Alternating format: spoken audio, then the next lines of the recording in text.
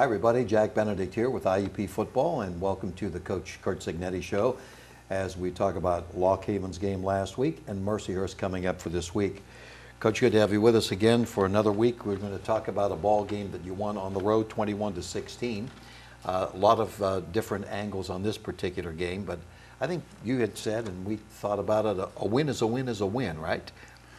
Well, that's the bottom line. That's the objective, is to be successful and win the game. And I talked to the team a lot during the week about our ability to win close ball games, that we would be in a lot of close ball games this year and we would have to persevere and find a way. And so it was sort of ironic that this game, which was 21-3 and looked like maybe we had it in hand, turned out to be a nail-biter at the end.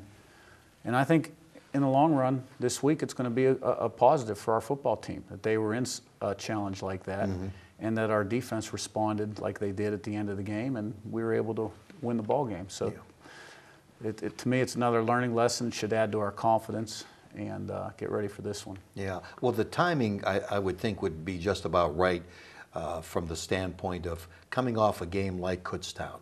And they were challenged, and they responded to the challenge. I mean, people would say, I think we had said, well, IUP only won by 5 points. What's the difference? I mean, you won the game. Well, yeah, and we had a very good week of practice, too. And you know, we're coming off 2 tough trips. You know, Kutztown with the distance and the weather and the adversity that we had. And then, you know, Lock Haven is not an easy trip because it's a 12 o'clock game. You've got to eat your pregame meal at 6:45 in the morning. You move that up an hour and 15 minutes. You bus 2 hours and 10 minutes. You dress in a gym that's a mile away from the football field because we couldn't use the locker room because there was a soccer game after the football game. Then we get on the bus again and we go to the locker room. And so, you know, logistically, it's not an easy trip. I look back at the 4 years I've been here. Every year that we've lost our first game, you know, we've never really played very well the week after that. You know, we went up to Slippery Rock my first year and got beat. Second year we lost to Kell and then went to Millersville, and we took care of Millersville pretty good, but we were just far superior, didn't play with a lot of emotion. Last year we lost to Slippery Rock, came home to Edinburgh, got beat. Went up to Lock Haven, and I think our effort was good for the most part, but just not a ton of emotion. But bottom line is we did win the game. Yeah. Now you know, you pretty much have a balanced attack. I was looking at the stats, and it's almost identical. 150 yards a game on the ground, 151 in the air, whatever.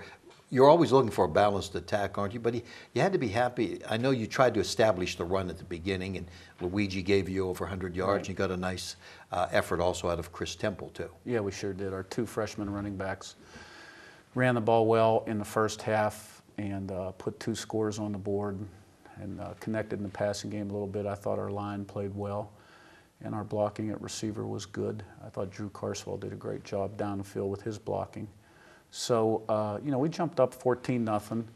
Wasn't perfect, and but, you know, we let them out on the kickoff. They broke it out to the 36-yard line, and then Lock Haven converted a few 3rd downs and kicked a field goal at the end of the half, so it's 14-3. And we jump up 21-3 with our first drive in the second half. I thought it was a very impressive drive. And, you know, but then we just couldn't get them off the field in 3rd down. We had a lot of problems on 3rd down on defense Saturday. And, you know, I give Lock Haven credit. I thought their quarterback really played well. He hurt us with his feet, hurt us with his arm. You know, some of it was our doing. We're in the wrong gap and lose contain or rush lane, something like that. And the 2 turnovers in the 4th quarter are just, you can't have those. Costly. Gave them a chance to get back in the game and possibly win it. And it set it all up for our last stand on defense. So, you know, just like last week, you know, a lot of lessons to be learned. But I think we'll improve and respond. Of course, you know, you don't make excuses. No team does, but you were playing without Morganti and DeSico and Izzy, 3 guys who are prominent in your offense, and of course you know had to alter that a bit. Tell us how you felt the replacements. You know, we're not quite where I thought we would be at this point, for a variety of reasons, and but it is what it is, and we have an opportunity this week, and this is a very big ball game, and we've got to get better this week. I think the injuries, you know, so a lot of our seniors that we were counting on, Dorian Lane's been out, Alex Berdal's been out, DeSico's been out. You know, we lost our field corner, we lost Izzy, we lost our right guard, and we're breaking in a lot of new people. So I thought we played okay in the first game. The second game, we started out okay, and then we had a couple things hit us, and the game got away from us. And you know, we sort of had this game in control and let them back in it. So, to me, they're all still lessons to be learned, and I really do think our team is going to develop. It's going to be really good to get back home. At 4 o'clock on Saturday in Miller Stadium, I think our guys will be flying around playing with enthusiasm against a quality opponent, Mercyhurst, and it'll be a tough game. Yeah, we'll talk about the Lakers here in just a couple of minutes or so. How are some of these freshmen coming through for you? Right. Because, you know, I've seen a lot of them, and fans have seen them some. We can see talent.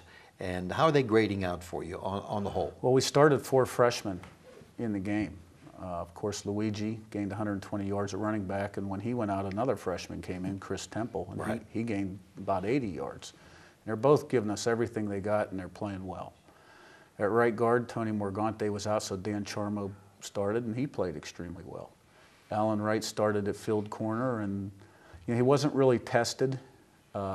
Chris David, who backs him up, is also a freshman. It seemed like when they threw the ball to the field, Chris was in.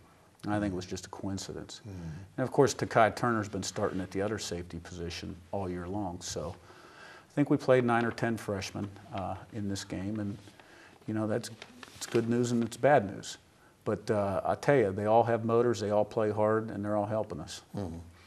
Yeah, we haven't seen anything like this as far as this influx of freshmen, at least in your 4 years here. Right, absolutely. But fortunately, they do have talent. Let's talk about Mercyhurst. They lost to Bentley 27-21 in the opener, which was a bit of a surprise. Then they played 2 nationally ranked teams. Yep. They lost to Westchester 38-14. They lost to Bloom 38-22. You and I have talked about this, and we've seen that they start slowly and they get better. Yeah. And they are getting better, aren't they? Very dangerous team, very well coached, always had tremendous respect. For whatever reason, they always start the season a little bit slow. Went out to Westchester, you know, competitive, had Bloomsburg last week 14-0, and then started to turn it over a little bit. But I thought they made a big step in the Bloomsburg game, and they always play well and better as the season gets going. They've got some weapons. You know, they've got a really good tailback, Dukes. It's hard to tackle. They've got an excellent tight end. They've got an All-American candidate at free safety that's also a great punt returner.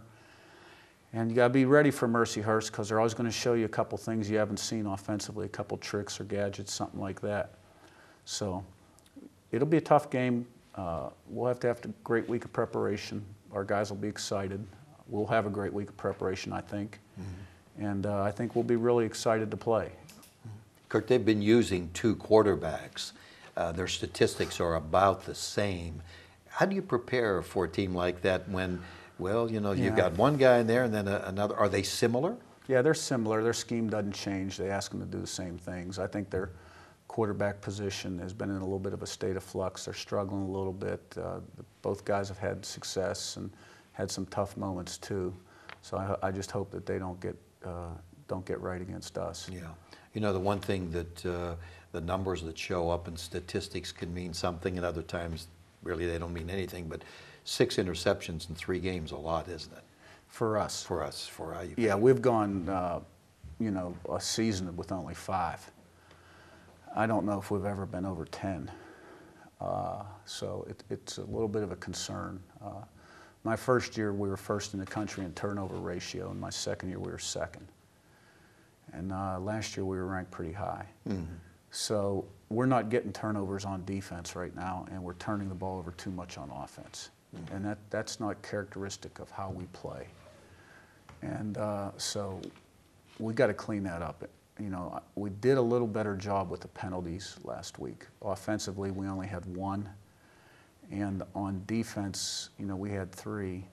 And 2 of them really helped prolong the drive. So, you know, I'd like to be able to play penalty free. Yeah. We made some progress. We got to continue to make progress. Of course, we're not really laying the blame on any one person as far as interceptions go, because there are a lot of people involved in that, and Right. different things enter into it. We had mentioned with Mercyhurst, it's a 4 o'clock game. It's the Hall of Fame day. There are 17 inductees and an honoree.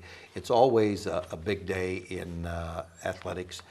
There are 5 representatives from IUP football alone, and I don't know how much the young people realize the tradition of the Hall of Fame. At one time, it was only talked about. There was no Hall of Fame here. Yeah. And finally they got it going, and it's always a big day. Yeah, it's great to see a lot of former IUP players come back and the great ones recognized, and I'm sure there's a lot of deserving players out there that can and will be in the Hall of Fame.